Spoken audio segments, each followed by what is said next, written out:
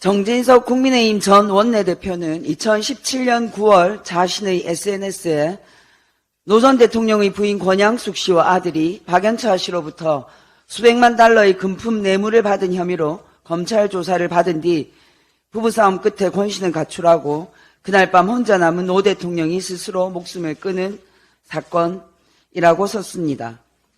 노 전 대통령 가족은 노 전 대통령의 죽음으로 인하여 단장의 아픔을 겪었는데 국회의원이라는 사람이 허위 사실을 동원하여 부관 참시하듯이 전직 대통령 가족의 명예를 심각하게 훼손한 것입니다.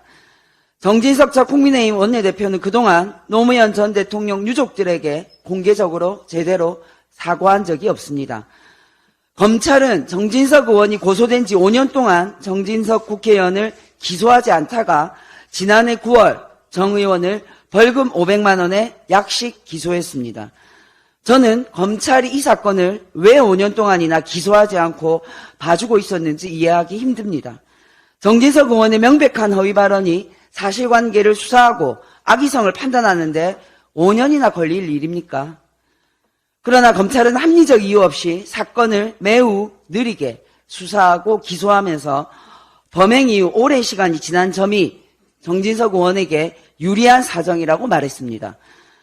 검찰은 이해하기 힘든 늦장 수사를 스스로 해놓고 자신들의 늦장 수사를 이유로 봐주기 약식 기소를 한 것입니다. 사회의 모범을 보여야 할 국회의원이라는 공인의 위치를 망각하고 가짜뉴스를 공개적으로 유포하여 전직 대통령 가족의 인격을 살해하고 사회적 혼란을 야기한 정진석 의원에게 징역 6개월을 선고한 재판부가 이상한 것입니까? 아니면 뻔뻔한 범죄자인 정진석 의원을 늦장 수사하고 봐주기 약식 기소한 검찰이 이상한 것입니까? 저는 이번 일을 계기로 검찰의 정치적 수사 관행과 정치적 기소 관행을 바로잡는 법적 보완 필요성이 높아졌다고 봅니다. 어처구니 없게도 국민의힘은 이번 사건의 판결을 내린 판사를 대대적으로 공격하고 있습니다.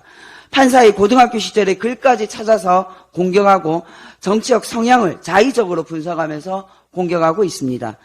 전주의 국민의힘 원내대변인은 해당 판사를 노사모라고 비난하고 있습니다. 이제 대한민국은 법원 판결이 마음에 들지 않으면 여당 대변인이 판사를 인신공격하고 정치 성향을 공격하는 세상이 된 것입니까?